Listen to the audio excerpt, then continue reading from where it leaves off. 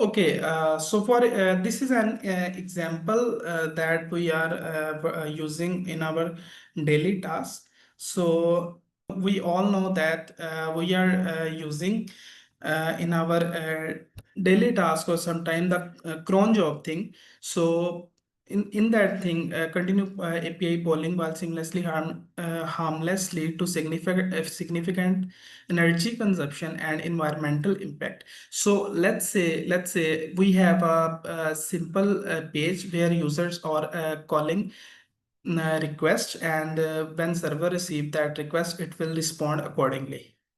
So to get a single single output, we are requesting like thousand of times per minute or like hundred of times to get only single request. So it is consuming a lot of energy of the servers and even the electricity. So we can simply skip the cron job or API polling process because it is taking a lot of energy and it's emitting the carbon.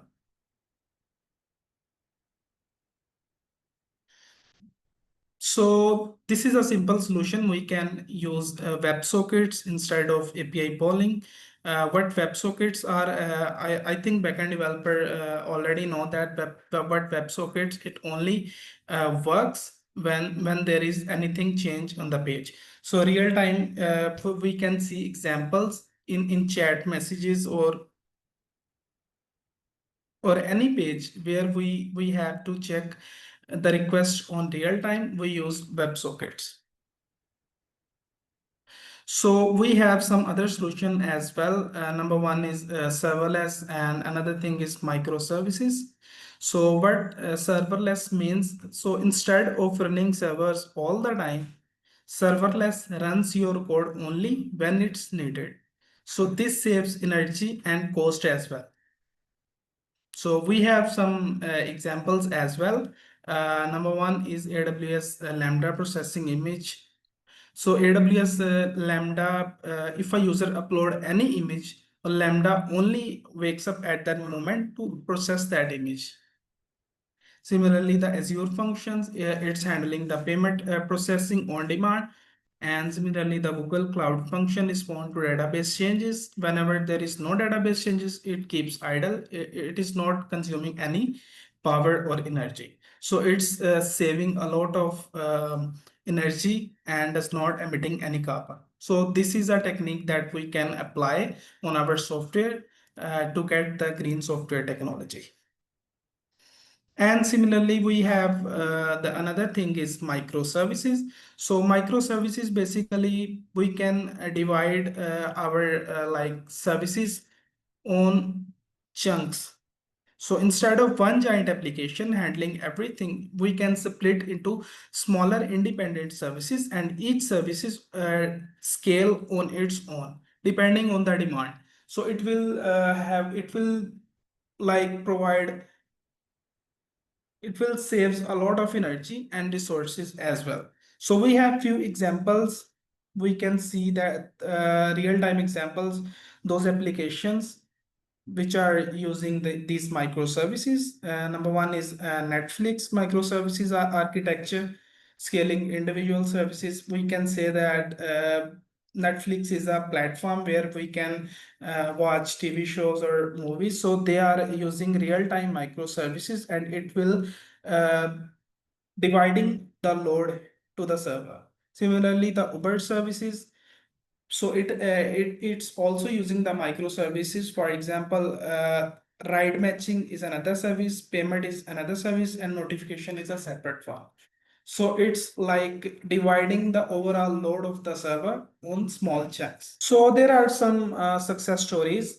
We can take real-time examples. Those organizations taking steps in the field of green software engineering. We have Microsoft. Everybody knows what Microsoft is.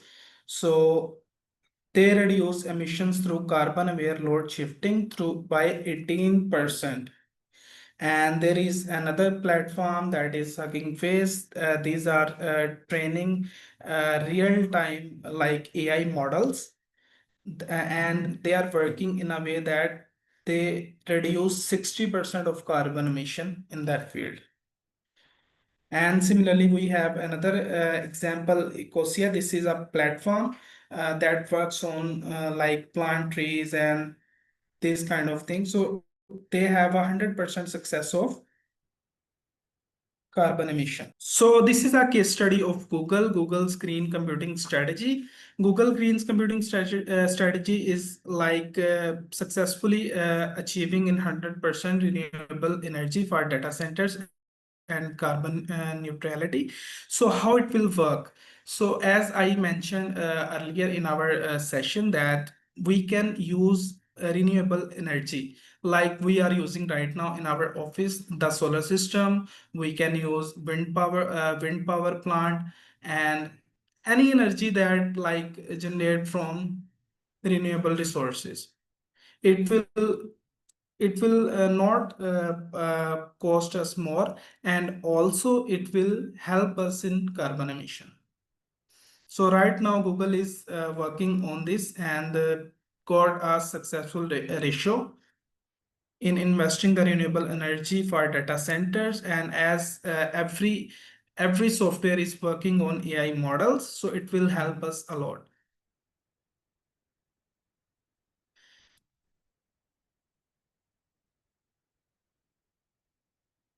So take actions for sustainable software. So as a developer, what you guys suggest that what we can do in our software house or in our environment to gain the green software energy? Nabil, do you have any idea, any clue that what we can do in our environment to gain the green software development? Yes, I think we use solar and cooling and power already. So in the in, in this section, algorithm efficiency with ML is need to be improved in our software house that make it green software house. Okay, and as an organization part, Umar, what do you suggest us to do? Yes, Hashir, we can follow almost all the things that you have mentioned in your session, and these looks promising. The fact I feel we Mm-hmm. should do is that we should start implementing those things, okay, what we have Right. and what we can improve. Yeah, because it is directly proportional to optimizing our software applications as well. So if we follow these procedures, it will automatically speed up the things and also optimize our softwares. Exactly, you are 100% right. So these are just the things that I asked from Nabil and Umar. As a developer, we can adopt energy efficient coding practices and optimize algorithm. As a DevOps, we can use CI/CD pipelines to deploy codes, and we can shift to serverless or microservices. And these kind of things that will help us a lot to save energy. And as a part of organization, we can invest in sustainable infrastructure and green development tools that we discussed earlier. And similarly, for community, advocate for green software principles and share knowledge. So these are all the things that can help us to adopt the green software development, and it will contribute more in our software applications and in this environment as well. Thank you so much. So this is all from my side. If you guys have any question, you can ask.